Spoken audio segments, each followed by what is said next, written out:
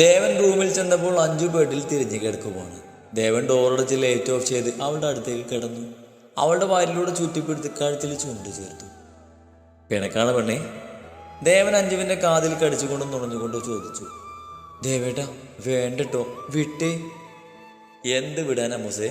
ഇത്രയും ദിവസം എൻ്റെ പെണ്ണിനെ നേരെ ചുവ കാണാൻ പോലും കിട്ടിയില്ല. ഞാൻ പറഞ്ഞു കാണണ്ടാന്ന്. അഞ്ച് തിരിഞ്ഞു കിടന്ന് അവനെ കൂർപ്പിച്ച് നോക്കി ചോദിച്ചു. ഇല്ല, പക്ഷേ ഇന്നെനിക്ക് മുഴുവൻ കാണണം. നീ ഒളിപ്പിച്ചു വെച്ച ഓരോ കുഞ്ഞും മറുകിനെ പോലും. ദേവൻ വശമായി പറഞ്ഞു. അവൻ്റെ ശബ്ദത്തിലെ മാറ്റം പോലും അവളെ വല്ലാതെ വിറപ്പിച്ചു. അവളുടെ കണ്ണുകൾ പിടിഞ്ഞ് അവനെ നോക്കാൻ കഴിയാത്തതുപോലെയായി. ദേവൻ അവളുടെ താഴ്ത്തുമ്പിൽ പിടിച്ച് മുഖമുയർത്തി. സ്വന്താക്കിക്കോട്ടെ പെണ്ണേ, അവൻ കണ്ണിലേക്ക് നോക്കി ചോദിച്ചു. അഞ്ചു അവൻ്റെ ചുണ്ടിൽ ചുണ്ട് ചേർത്തു. ദേവനൊന്ന് ഞെട്ടിയെങ്കിലും അവൻ ആ ചുംബനം ആസ്വദിച്ചു. ഇടയ്ക്കെപ്പോഴോ ദേവൻ ആ ചുംബനം ഏറ്റെടുത്തു. പരസ്പരം ഒന്നു ചേരാൻ തടസ്സമായതിനെയെല്ലാം വേർപെടുത്തി ഇരുവരും നഗ്നമായി. ദേവന്റെ പ്രണയം ചാറ്റൽ മഴ പോലെ അവളിലേക്ക് പതിയെ പെയ്തിറങ്ങി. പിന്നെ ശക്തിയായി പെയ്ത് അവളിലേക്ക് തളർന്നുപോയി. അഞ്ചവനവളിലേക്ക് ചേർത്ത് പിടിച്ചു. കുറച്ചു സമയം കഴിഞ്ഞതും ദേവൻ എഴുന്നേറ്റ് അവളവൻ നെഞ്ചിലേക്ക് ചേർത്ത് കിടത്തി. അമ്മൂസേ, സോറി. അവൾ മുഖമുയർത്തി അവനെ നോക്കി. ഇതിനല്ല, ദേഷ്യപ്പെടുന്നതിന്, അവൻ പറഞ്ഞു. അവളവനെ കൂർപ്പിച്ച് നോക്കി. എന്തേ? ഇതിന് മോളോട് സോറി പറയുന്നു വിചാരിക്കണ്ട, ഞാൻ തുടങ്ങിയിട്ടേ ഉള്ളൂ. അയ്യേ, വൃത്തികേട്. ഇത് വൃത്തികേടാണെങ്കിലേ ഞാൻ ഇനി മുതൽ അങ്ങനെയാണ് എന്ന് പറഞ്ഞ് വീണ്ടും അവളിലേക്ക് അലിഞ്ഞു ചേരാൻ ഒരുങ്ങി. അവളുടെ എതിർപ്പുകളെല്ലാം അവന് ഇഷ്ടങ്ങളാക്കി ആ രാത്രി മുഴുവനും അവളുടേത് മാത്രമായി. കല്യാണത്തിരക്കിലാണ് എല്ലാവരും. സമയം അധികമില്ലാത്തത് കൊണ്ട് തന്നെ എല്ലാവരും ഓരോന്നിനു വേണ്ടി ഓടി നടക്കുവാണ്. ദേവുവിന് പിന്നെ ഏടത്തിമാർ ചെന്ന് സുന്ദരിയാക്കാൻ നോക്കുവാണ്. ദേവു അവസാനം അടുത്ത് ഇതൊന്നും വേണ്ടെന്ന് പറഞ്ഞ് അവസാനിപ്പിച്ചു. കല്യാണത്തിൻ്റെ ദിവസം അടുക്കും തോറും ദേവുവിൻ്റെ ഉള്ളിൽ എന്തൊക്കെയോ വിഷമങ്ങൾ വന്നെന്നറിയാൻ തുടങ്ങി. അവളിലെ കളിയും ചിരിയും കുറയാൻ തുടങ്ങി. എങ്കിലും അവൾ വീട്ടിൽ മറ്റുള്ളവർക്ക് മുന്നിൽ കളിച്ചിരിയുമായി നടക്കാൻ ശ്രമിച്ചു. കല്യാണത്തിന് 3 ദിവസം മാത്രമാണ് ഇനിയുള്ളത്. എല്ലാം ഒരുവിധമാക്കി. രാത്രിയിൽ ഭക്ഷണം കഴിക്കാൻ എല്ലാവരും ഒരുമിച്ചിരിക്കുമ്പോൾ ദേവ് നുള്ളിപ്പെറുകിയിരിക്കുന്നത് കണ്ട് മഹിയച്ചൻ അവളെ വിളിച്ചു. എന്താ മോളെ കഴിക്കാതിരിക്കുന്നേ? എനിക്ക് വേണ്ടച്ചാ, മതി. മോളിങ് വന്നേ. മാഹി അവളെ വിളിച്ചു. അവൾ അച്ഛൻ്റെ അടുത്തേക്ക് ചെന്നു. പ്ലേറ്റിൽ കുറച്ചധികം ചോറും കറിയും കൂട്ടാനും വിളമ്പിയെടുത്ത് അവളെയും കൂട്ടി സിറ്റ് ഔട്ടിലേക്ക് നടന്നു. ബാക്കിയുള്ളവരും അത് നോക്കി അവരുടെ പിറകെ നടന്നു. സിറ്റ് ഔട്ടിൻ്റെ മുകളിലെ പടിയിൽ മാഹിയിരുന്നു. അതിൻ്റെ താഴെ പടിയിൽ ദേവിരുന്ന് ഓരോന്ന് പറഞ്ഞ് ഓരോ ഉരുള അവളുടെ വായിലേക്ക് വെച്ച് കൊടുക്കുക. ബാക്കിയുള്ളവരും അവളുടെ ഒപ്പം വന്ന് വായ കാണിച്ചു കൊടുത്തു. മാഹി ചിരിയോടെ എല്ലാവർക്കും വാരി കൊടുത്തു. അച്ചോ, എനിക്ക് കല്യാണം കഴിക്കണ്ട, എനിക്ക് നിങ്ങളെ വിട്ട് എവിടെയും പോകണ്ട. അവൾ മഹിയെ കെട്ടിപ്പിടിച്ച് കരഞ്ഞതും എല്ലാവരും ഞെട്ടി അവളെ നോക്കി. എന്താ മോളെ പറയുന്നേ? കല്യാണം വേണ്ടെന്നോ? കണ്ണൻ ചോദിച്ചു.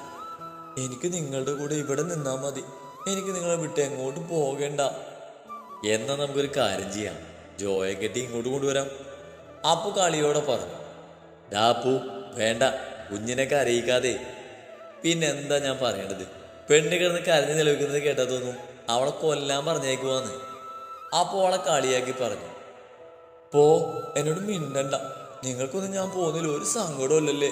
ആർക്കും എന്നോട് ഇഷ്ടമല്ലല്ലേ? അവൾ അവിടെ നിന്ന് എഴുന്നേറ്റ് മാറി നിന്നു. എല്ലാവരും അവളുടെ പോക്ക് കണ്ട് ചിരിച്ചു. അത് കണ്ടതും പെണ്ണ് വീണ്ടും മുഖം പെറുപ്പിച്ചു. അത് കണ്ട് കണ്ണൻ പാടിക്കൊണ്ട് അവളുടെ തോളിൽ കൈയിട്ട് എല്ലാവരുടെയും അടുത്തേക്ക് കൊണ്ടുവന്നു. എല്ലാവരുടെയും ഉള്ളിൽ കുഞ്ഞു ദേവുവായിരുന്നു. കുറുമ്പും കുസൃതിയുമായിട്ട് ഏട്ടന്മാരുടെയും അച്ഛൻ്റെയും ചെല്ലക്കുട്ടി നാളെ മറ്റൊരു വീട്ടിലേക്ക് പറഞ്ഞു വിടാൻ പോവുകയാണ്. കുഞ്ഞു ദേവിയിൽ നിന്നും എത്ര പെട്ടെന്നാണ് അവൾ വലുതായത്. പറഞ്ഞയക്കാൻ ആ 4 മനസ്സുകൾക്കും കഴിയുന്നില്ല. പക്ഷേ ഇങ്ങനൊരു വേർപിരിയൽ അത് അനിവാര്യമാണ്. അച്ഛൻ്റെ ചെല്ലക്കുട്ടിയാണെങ്കിലും ഏട്ടന്മാരുടെ കുഞ്ഞുഭാവിയാണ്. അമ്മയില്ലാത്തവളെ അവർ വളർത്തിയത് അവളുടെ നെഞ്ചിൻ്റെ ചൂടിലാണ്. കാലം നെടുറിയാ വേദനിക്കുന്നത് ആ ഹൃദയങ്ങൾക്കാണ്. ഏട്ടൻ്റെ പാട്ടിൽ ശ്രദ്ധിച്ച് അച്ഛൻ്റെ മടിയിൽ കിടന്നുറങ്ങിയത് ലച്ചുവിൻ്റെയും മാളുവിൻ്റെയും ഉള്ളിൽ കുസൃതി ദേവുവായിരുന്നു. ഏട്ടന്മാരുടെ കൂടെ വഴക്ക് കൂടി നടക്കുന്ന വഴക്കാളിപ്പുണ്ട്. അവളുടെ വേർപിരിയൽ അവളുടെ ഉള്ളിലും വേദനയായിരുന്നു. അഞ്ചവൻ്റെ ഉള്ളിൽ ഉറ്റ സുഹൃത്തിനെ പിരിയുന്ന സങ്കടമായിരുന്നു. ഒരിക്കലും ഒറ്റക്കാകാതെ കൂടെ എന്തിനും ഉണ്ടായിരുന്ന കൂടപ്പിറപ്പിനെ പിരിയുന്ന സങ്കടം. കണ്ണാ, മോൾ ഉറങ്ങി. മാഹി കണ്ണനെ വിളിച്ചുകൊണ്ട് പറഞ്ഞു. ഞാൻ കൊണ്ടുപോയി കിടത്താം. ദേവൻ അവളുടെ അടുത്തേക്ക് വന്നുകൊണ്ട് പറഞ്ഞു. ദേവാ, എൻ്റെ മുറിയിൽ കിടത്തിയാൽ മതി. ദേവൻ മുകളിലേക്ക് കയറുന്നത് കണ്ട് അച്ഛൻ അവനോട് പറഞ്ഞു. ദേവൻ അവൾ അച്ഛൻ്റെ മുറിയിലേക്ക് കിടത്തി പുതപ്പിച്ചു കൊടുത്ത് നെറ്റിയിലൊന്ന് മൂത്തി. അവളൊന്ന് തിരിഞ്ഞു കിടന്നു. ദേവൻ ചിരിയോടെ അവളെ നോക്കി പുറത്തേക്ക് വന്നു. പിറ്റേന്ന് രാവിലെ ബന്ധുക്കൾ വരാൻ തുടങ്ങി. ഒരു ക്രിസ്ത്യനാണ് പയ്യനെന്ന് കേട്ടതും ബന്ധുക്കളിൽ പലർക്കും മുറിവുറുപ്പ് തുടങ്ങിയിരുന്നു. എന്നാൽ ചിലർ അതിനെതിർത്ത് മതവും ജാതിയും മനുഷ്യനുണ്ടാക്കുന്നതല്ലേ, ദൈവത്തിന് എന്ത് ജാതി എന്ത് മതം, സ്നേഹിക്കുന്നവർ തമ്മിൽ പരസ്പരം കണ്ട് ഇഷ്ടപ്പെട്ട് കല്യാണം കഴിക്കുന്നു, അതിൽ മറ്റൊരാളുടെ അഭിപ്രായം നോക്കേണ്ട ആവശ്യമില്ല, അങ്ങനെയും ചിലർ പറഞ്ഞു. തറവാട്ടിലുള്ളവരെല്ലാം എത്തിയിരുന്നു. സാന്ദ്ര ഉണ്ടായിരുന്നു. അതുകൊണ്ട് തന്നെ എല്ലാവരുടെയും കണ്ണുകൾ ദേവിലുണ്ടായിരുന്നു. കാരണം ഒരവസരം കിട്ടിയാൽ അവൾ ദേവുവിനെ ഉപദ്രവിക്കാൻ ശ്രമിക്കുന്നുള്ളത് ഉറപ്പായിരുന്നു. രാവിലെ തന്നെ അഞ്ജുവിനെയും ദേവുവിനെയും ബ്യൂട്ടി പാർലറിലേക്ക് പറഞ്ഞു വിട്ടു. അവിടുന്ന് വന്ന അടുത്തുള്ള കുട്ടി അവളുടെ കൈ നിറയെ മൈലാഞ്ചി ഇട്ട് കൊടുത്തു. മൈലാഞ്ചി ഉള്ളത് കൊണ്ട് ഭക്ഷണം മാളും അവൾക്ക് മാറി കൊടുത്തു. വൈകുന്നേരം മൈലാഞ്ചി ഫംഗ്ഷൻ ഉണ്ട്. ചെറുതായി പാട്ടും ഡാൻസും എല്ലാം കൂടി. ഏട്ടന്മാരുടെ കുഞ്ഞു പെങ്ങൾക്ക് വേണ്ടി എല്ലാ പരിപാടിയും വേണമെന്ന് അവരുടെ നിർബന്ധമായിരുന്നു. മൈലാഞ്ചി ഫംഗ്ഷൻ കഴിഞ്ഞ അന്നത്തെ രാവ് അവരെല്ലാം ചേർന്ന് മനോഹരമാക്കി. പിറ്റേന്ന് മഞ്ഞൾ കല്യാണമാണ്. രാവിലെ ദേവുവിൻ്റെ കോളേജിലെ കുറച്ച് ഫ്രണ്ട്സും പിന്നെ ഫസ്റ്റ് ഇയറിലെ 8 പേരും ചേർന്ന് ഒരു ബ്രൈഡ് ടു ബി പ്രോഗ്രാം വെച്ചു. അവിടെ അടുത്തുള്ള ബീച്ചിലെ ഫോട്ടോ എടുക്കലും കേക്ക് മുറിക്കലും എല്ലാം സെറ്റ് ചെയ്തിരുന്നു. എല്ലാം കഴിഞ്ഞ് വീട്ടിലെത്തിയതും മഞ്ഞൾ കല്യാണത്തിന് ഒരുങ്ങാൻ വേണ്ടി അവൾ 5 മുറിയിലേക്ക് പറഞ്ഞു വിട്ടു. മാളുവിനോട് കുറച്ചു നേരം കിടക്കാൻ പറഞ്ഞ് ലച്ച് റൂമിലേക്ക് പറഞ്ഞു വിട്ടു. അപ്പോഴാണ് അപ്പു റൂമിൽ നിന്നും ധൃതിയിൽ ഇറങ്ങുന്നത് കണ്ടത്. എന്താ പേട്ടാ, എന്ത് പറ്റി? മുഖം എന്താ വല്ലാതിരിക്കുന്നേ? ഒന്നുമില്ല മാളു, അത് ചെറിയൊരു തലവേദന, അതാ. നിനക്ക് എന്ത് പറ്റി? ക്ഷീണം തോന്നുന്നുണ്ടോ? അപ്പോൾ അവളോട് ചോദിച്ചു. ഒന്നുമില്ല, രാത്രിയല്ലേ ഫംഗ്ഷന്, അതൊന്ന് ലേച്ചയെടുത്ത് കുറച്ചു നേരം കിടക്കാൻ പറഞ്ഞതാ. അത് ശരിയാ, നീ ഒന്ന് കിടക്ക്, ഞാൻ കൂടെ ഇരിക്കണോ? വേണ്ട, എന്നെ ചായ വേണോ തലവേദന മാറാൻ? വേണ്ട മാളു, അതിപ്പം മാറും, നീ കിടന്നു, ഞാൻ അങ്ങോട്ട് ചെല്ലട്ടെ. ശരി.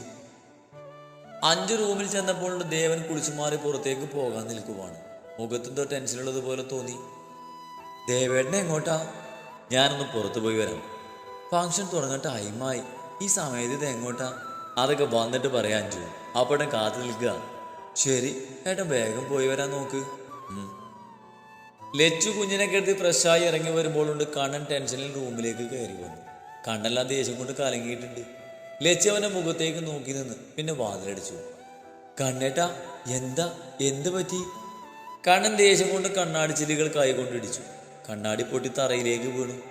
കുഞ്ഞ് കരഞ്ഞതും തോളിലിട്ട് തട്ടി തൊട്ടിലേക്ക് കിടത്തി കണ്ണനെ വീട്ടിലിരുത്തി മുറിവ് കെട്ടിക്കൊടുത്തു. എന്താ കണ്ണേട്ടാ? ജോയ്ക്ക് ആക്സിഡന്റ് പറ്റി. കാഷ്വാലിറ്റിയുടെ മുന്നിൽ നിൽക്കുവാണ് കിച്ചു. ഹോസ്പിറ്റലിലെത്തിയ ദേവനും അപ്പവും അവരുടെ അടുത്തേക്ക് വന്നു. കിച്ചു, എന്താ ഡോക്ടർ പറഞ്ഞത്? കുഴപ്പമില്ല ദേവേട്ടാ, നെറ്റിയിൽ ചെറുതായി മുറിവുണ്ട്, അത് കെട്ടിക്കഴിഞ്ഞാൽ പോകാം. എന്താ ശരിക്കുണ്ടായത്? ഈ ചായ പള്ളിയിൽ അച്ഛനെ കൊണ്ടാക്കാൻ പോയതായിരുന്നു. തിരിച്ചു പോരും വഴി ഒരു ലോറിക്കാരൻ ചായ നേരെ വരുന്നത് കണ്ടിട്ടും ഡോർ തുറന്ന് പുറത്തേക്ക് ചാടിച്ചായ. അവിടെയുള്ള കല്ലിടിച്ച് നെറ്റ് പൊട്ടി. എന്നിട്ട് നിങ്ങൾ അന്വേഷിച്ചോ ആ വണ്ടി ഏതാന്ന്? അത് ടിപ്പർ ദിവാകരനാണ്. അയാൾ ജയിലിലായിരുന്നു. ആൾക്കാരെ കൊട്ടേഷൻ കൊടുത്തതാണ്. ആരാ കൊടുത്തത്? സാന്ദ്രാഭദ്രൻ. വാട്ട്? ദേവനും അപ്പവും ഞെട്ടിക്കൊണ്ട് ചോദിച്ചു. അതെ, ഞങ്ങളവനെ പിടിച്ച് ചോദ്യം ചെയ്തപ്പോൾ അവൻ പറഞ്ഞത് ആ പേരാണ്. അവളുടെ അക്കൗണ്ടിൽ നിന്ന് ഇവന് പൈസ ട്രാൻസ്ഫർ ചെയ്തതിന് തെളിവുണ്ട്. അപ്പുവിൻ്റെയും ദേവന്റെയും മുഖം ദേഷ്യം കൊണ്ട് വലിഞ്ഞു മുറിഞ്ഞു. ജോയോടും കിച്ചുവിനോടും യാത്ര പറഞ്ഞ് അവർ വീട്ടിലേക്ക് ഇറങ്ങി. ദേവ് റെഡിയായിരിക്കുമ്പോഴാണ് സാന്ദ്ര അവളുടെ റൂമിലേക്ക് വരുന്നത്. അവളെ കണ്ടതും ദേവ് ഒന്ന് ചിരിച്ചു. നിന്നന്ന് ജോ രക്ഷപ്പെടുത്തിയത് കൊണ്ടല്ലേ നീ ഇങ്ങനെ ഒരുങ്ങി നിൽക്കുന്നേ? സാന്ദ്ര അവളോട് ചോദിച്ചു. ദേവ് അവളെ നോക്കി. അവളുടെ മുഖത്ത് ദേവുവിനെ നോക്കുമ്പോഴുള്ള പക ദേവ് ശ്രദ്ധിച്ചു. എൻ്റെ എല്ലാ സൗഭാഗ്യങ്ങളും നീ തട്ടിയെടുത്തിട്ടേ ഉള്ളൂ. എൻ്റെ അച്ഛനും മുത്തച്ഛനും മുത്തശ്ശിക്കും നിന്നെ മതി. നീ ഉണ്ടായതിൽ പിന്നെ ആർക്കും എന്നെ വേണ്ടതായി. ദേവേട്ടനെ കല്യാണം കഴിച്ച് ഇവിടേക്ക് വന്ന് നിന്നെ ഇല്ലാതാക്കാൻ വേണ്ടി ശ്രമിച്ചപ്പോ നീ നിന്റെ കൂട്ടുകാരിക്ക് വേണ്ടി ആലോചിച്ചു. അതും നീ ഇല്ലാതാക്കി. അങ്ങനെ ജോയെ നോക്കാൻ തുടങ്ങിയപ്പോ നീ അവനെയും മയക്കി. എനിക്ക് കിട്ടിയില്ലെങ്കിൽ നിനക്കൊരിക്കലും അവനെ കിട്ടില്ല. ദേവ് അവൾ പറയുന്നത് കേട്ട് സംശയത്തോടെ നിന്നു. ദാ നോക്ക്, നിന്റെ ചായൻ റോഡിൽ തെറിച്ചു വീണ് കിടക്കുന്നത്. ദേവുവിന് നേരെ മൊബൈൽ നീട്ടിക്കൊണ്ട് സാന്ദ്ര പറഞ്ഞു. ദേവ് ഞെട്ടി അവളുടെ കയ്യിൽ നിന്ന് ഫോൺ വാങ്ങി നോക്കി. കാറിൽ ലോറി അടിച്ച് റോഡിലേക്ക് തെറിച്ചു വീണ് കിടക്കുന്ന ജോയെ കണ്ടതും അവൾ ഞെട്ടി. കണ്ണുകളിൽ ഇട്ടി വീണ് ശരീരം ബലം കുറഞ്ഞതുപോലെ തോന്നി. അവളുടെ കയ്യിലെ മൊബൈൽ താഴെ വീണു. ഒപ്പം അവളും. മുഖത്താടി കൊണ്ട് താഴെ വീണ് കിടക്കുന്നവളെ കാണുമ്പോൾ ചുറ്റുമുള്ളവരിൽ ദേഷ്യവും വെറുപ്പും നിറഞ്ഞു. കുറെ കാലായി നീ ഞങ്ങളുടെ കുഞ്ഞിനെ ഉപദ്രവിക്കാൻ തുടങ്ങിയിട്ട് ഇപ്പൊ അവളുടെ ജീവിതം കൂടെ തകർക്കാൻ നോക്കുവാ നീ. അപ്പോളുടെ മുടിയിൽ പിടിച്ച് വലിച്ചുകൊണ്ട് പറഞ്ഞു. ഡാ വിടടാ എൻ്റെ മോളെ. എവിടെ നിന്ന് ഓടി വന്ന സാന്ദ്രയുടെ അമ്മ ആ പോലെ നേരെ ശബ്ദം ഉയർത്തി. മിണ്ടി പോകരുത്, നിങ്ങൾ ഒരൊറ്റയാളാ ഇവളെങ്ങനെ വഷളാക്കിയത്. മക്കളെ വളർത്തേണ്ട പോലെ വളർത്താതെ ഉള്ള വിഷം മുഴുവൻ കുത്തി നിറച്ച് ഇപ്പൊ മകള് ജീവൻ എടുക്കാൻ നടക്കുന്നു. ദേവൻ അവരോട് അലറിക്കൊണ്ട് പറഞ്ഞു. നീയൊക്കെ എന്ത് ഭ്രാന്തായി പറയുന്നേ? എന്റെ മോള് എന്ത് ചെയ്തിട്ടാ നിന്റെ അനിയത്തി തല കറങ്ങി വീണതിന് ഇവളെന്ത് ചെയ്തു? അവര് മകളെ ന്യായീകരിക്കാൻ ശ്രമിച്ചു. ഭ്രാന്ത് നിങ്ങളുടെ മകൾക്കാണ്. ഞങ്ങളുടെ മോളോടുള്ള അസൂയയും പകയും കൂടി ഇപ്പോ ഇവള് ജീവൻ എടുക്കാൻ നോക്കിയത് ദേവിന്റെ ഭർത്താവാകാൻ പോകുന്നവനെയാണ്. അത് കേട്ടതെന്ന് എല്ലാവരും ഞെട്ടി. ജോയ്ക്ക് എന്ത് പറ്റിയെന്ന് അവരിൽ ആശങ്ക നിറഞ്ഞു. നിനക്ക് കിട്ടാതിന് അത് മറ്റാർക്ക് കിട്ടിയാലും ദേവിന് കിട്ടരുതെന്ന് വിചാരിച്ച് അതിനു വേണ്ടി കൊട്ടേഷൻ കൊടുത്തു. പക്ഷേ ദൈവം അവരുടെ ഇഷ്ടം അങ്ങനെ കണ്ടില്ലെന്ന് വെക്കില്ല. ജോക്കൊന്നും സംഭവിക്കാതെ രക്ഷപ്പെട്ടു. പക്ഷേ ഇനി നിന്നെ വെറുതെ വിടില്ല. നിനക്ക് ഇനിയുള്ള കാലം ജയിലിൽ കഴിയാം ആങ്ങളിയുടെ കൂടെ, ദേവൻ പറഞ്ഞു. കുറച്ച് പോലീസുകാർ ആ സമയം അങ്ങോട്ടേക്ക് വന്ന സാന്ദ്രയും കൊണ്ട് പോയി. സാന്ദ്രയുടെ അമ്മ തടയാൻ നോക്കിയെങ്കിലും അവളുടെ അച്ഛൻ അവർക്ക് തടസ്സമായി നിന്നു. അവിടെ മുഖം നോക്കി ഒന്ന് കൊടുത്തു. ഇനിയും നീ നന്നായില്ലെങ്കിൽ നിന്റെ സ്ഥാനം ഈ വീടിന്റെ പടിക്ക് പുറത്തായിരിക്കും. അയാൾ അവർക്ക് നേരെ കൈ ചൂണ്ടിക്കൊണ്ട് പറഞ്ഞ് അവിടുന്ന് പോയി. സന്തോഷം നിറഞ്ഞ വീട് പെട്ടെന്ന് മൂകമായി. വീഡിയോ കണ്ടതിൽ ദേവ് തലചുറ്റി വീണു. ഇപ്പോഴും കണ്ണുകൾ തുറന്നിട്ടില്ല. എന്തായാലും നാളെ നടക്കാനിരുന്ന കല്യാണത്തിന് ഒരു മാറ്റവും ഉണ്ടാകില്ലെന്ന് ജോയും കുടുംബവും വിളിച്ചു പറഞ്ഞു. രാവിലെ കണ്ണുകൾ തുറക്കുമ്പോൾ ദേവുവിന്റെ മനസ്സിൽ ഇന്നലെ ഫോണിൽ കണ്ട വീഡിയോ ആയിരുന്നു. അവൾ ഞെട്ടി എഴുന്നേറ്റ് പുറത്തേക്ക് ഇറങ്ങാൻ നേരം ലച്ച് റൂമിലേക്ക് വന്നു. ദേവുമോളെ, വേഗം കുളിച്ചു വന്നേ, നേരെ ഒരുപാട് വൈകി. എടുത്തി, ഇച്ചാൻ എന്താ പറ്റിയത്? എനിക്ക് ഇപ്പം എൻ്റെ ഇച്ചാൻ്റെ അടുത്തേക്ക് പോകണം. ഒക്കെ പോകാം, നീ റെഡിയാക്. ഏട്ടത്തി പറയുന്നത് കേൾക്ക് മോളെ, ഏട്ടത്തിയല്ലേ പറയുന്നേ. ലജ്ജ അവളുടെ ഡ്രസ്സ് കയ്യിൽ കൊടുത്തുകൊണ്ട് ബാത്റൂമിലേക്ക് പറഞ്ഞയച്ചു. ബ്യൂട്ടീഷ്യൻ വന്ന് ദേവിനെ സുന്ദരിയായി ഒരുക്കി. ഇടയിൽ അഞ്ചു വന്ന് അവൾക്ക് ഭക്ഷണം പാരി കൊടുത്തു. അഞ്ചുവിനോടും ദേവ് ജോയെ കാണുമെന്ന് പറഞ്ഞെങ്കിലും ഓരോന്ന് പറഞ്ഞ് സമാധാനിപ്പിച്ചു. എല്ലാവരും റെഡിയായതും ദേവ് മുതിർന്നവർക്ക് ദക്ഷിണ കൊടുത്തു.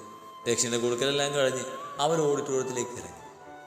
പൂക്കൾ കൊണ്ട് അലങ്കരിച്ച മണ്ഡപത്തിൽ ദേവിന് വേണ്ടി കാത്തിരിക്കുകയാണ് ജോ. വെള്ളമുണ്ടും ജുബയും കഴുത്തിൽ ദേവ് കൊടുത്ത കൊന്തമാലയും ഇട്ട് ക്ലീൻ ഷേവ് തെച്ച് മീശ പിരിച്ചു വെച്ചിരിക്കുന്നതിനെ കാണാൻ കിടിലുക്കു തന്നെയായിരുന്നു. കോളേജിൽ നിന്നും കുട്ടികളെല്ലാവരും വന്നിരുന്നു. അവരെല്ലാം അവനെ നോക്കി നിൽക്കുവാണ്. ജോയുടെ ഉള്ളിൽ അവന്റെ പ്രണയത്തെ ഇന്ന് എല്ലാവരുടെയും അനുഗ്രഹത്തോടെ സ്വന്തമാക്കാൻ പോകുന്നതിന്റെ സന്തോഷമായിരുന്നു. കുറച്ചു കഴിഞ്ഞതും ദേവ് താലപ്പൊലിയുടെ അകമ്പടിയോടെ അവൾ മണ്ഡപത്തിലേക്ക് അച്ഛൻ്റെ കൈ പിടിച്ച് കയറി. മണ്ഡപത്തിന് ചുറ്റും വലം വെച്ച് ജോയുടെ അടുത്തേക്ക് വന്നിരുന്നു. അവൾ മുഖമുയർത്തി അവനെ നോക്കിയതേയില്ല. ജോ അവളെ നോക്കിയെങ്കിലും അവൾ മുഖമുയർത്തിയില്ല. ജോയുടെ അച്ഛൻ തട്ടിൽ നിന്നും താലിയെടുത്ത് കൊടുത്തു. അവനത് വാങ്ങി ദേവുവിന്റെ കഴുത്തിൽ ചാർത്തി. പെങ്ങളുടെ സ്ഥാനത്ത് അവന്റെ അപ്പച്ചിയുടെ 2 പെൺമക്കൾ ദേവുവിന്റെ മുടി പൊക്കി കൊടുത്തു. ഒരു തുള്ളി കണ്ണുനീർ ജോയുടെ കയ്യിലേക്ക് ഇറ്റി വീണു. ജോ ഞെട്ടി ദേവുവിനെ നോക്കി. അവനവളുടെ മുഖം കയ്യിലെടുത്തു. എന്ത് പറ്റി? എന്തിനാ എൻ്റെ പെണ്ണ് കരയുന്നേ? ജോ അവളോട് ചോദിച്ചു. ഇച്ചായ. ദേവ് കരഞ്ഞുകൊണ്ട് അവൻ്റെ നെഞ്ചിലേക്ക് വീണു. കരയല്ലേ പെണ്ണേ, എനിക്കൊന്നുമില്ല. നോക്കി, കരയല്ലേ പെണ്ണേ. ദേവ് മുഖമുയർത്തി അവൻ നോക്കി. നെറ്റിയിൽ ബാൻഡ് മാത്രമാണുള്ളത് കണ്ടതും അവൾക്ക് ആശ്വാസം തോന്നി. അതെ, കരയിലും കെട്ടിപ്പിടിക്കൽ ഈ ചടങ്ങ് കഴിഞ്ഞാകാം. ആ സിറ്റുവേഷൻ ഒന്ന് മാറ്റാനും വേണ്ടി കിച്ചു പറഞ്ഞു. എല്ലാവരും അത് കേട്ട് ചിരിച്ചു. ബാക്കിയുള്ള ചടങ്ങുകളെല്ലാം ഭംഗിയോടെ പൂർത്തിയാക്കി. ജോ ദേവിന് നെഞ്ചിലേക്ക് ചേർത്ത് നിർത്തി ചുണ്ടുകൾ ചേർത്തു. ദേവ് ഡ്രസ്സ് മാറി വന്നു. അവിടെ സ്റ്റേജിൽ ജോയും വന്നു. റിസപ്ഷൻ ജോയുടെ വീട്ടിൽ വെച്ചാണ് നടത്തുന്നത്. അതുകൊണ്ട് തന്നെ ദേവുവിന്റെ വീട്ടിൽ വെച്ച് നടത്തുന്ന കല്യാണം ഗംഭീരമായി തന്നെ നടത്തി. ഭക്ഷണം കഴിച്ചു കഴിഞ്ഞ് കുറച്ചു നേരം കൂടെ അവിടെ നിന്നു. ഫോട്ടോ എടുക്കലെല്ലാം കഴിഞ്ഞ് ജോയുടെ വീട്ടിൽ പോകാൻ നേരം ദേവ് കരഞ്ഞ് മഹിയുടെ നെഞ്ചിൽ ചേർന്ന് നിന്നു. അയ്യേ, അച്ഛയുടെ കുട്ടി എന്തിനാ സങ്കടപ്പെടുന്നേ? എൻ്റെ കുട്ടിക്ക് എപ്പോൾ വേണമെങ്കിലും വരാലോ. എൻ്റെ മോള് കരയില്ലേ? അച്ഛൻ്റെ നെഞ്ചിൽ ചേർന്ന് നിൽക്കുന്ന ദേവുവിൻ്റെ അടുത്തേക്ക് കണ്ണനും അപ്പവും ദേവനും വന്ന് അവൾക്കടുത്തേക്ക് ചേർന്ന് നിന്നു. എല്ലാവരുടെയും കണ്ണുകൾ നിറഞ്ഞിരുന്നു.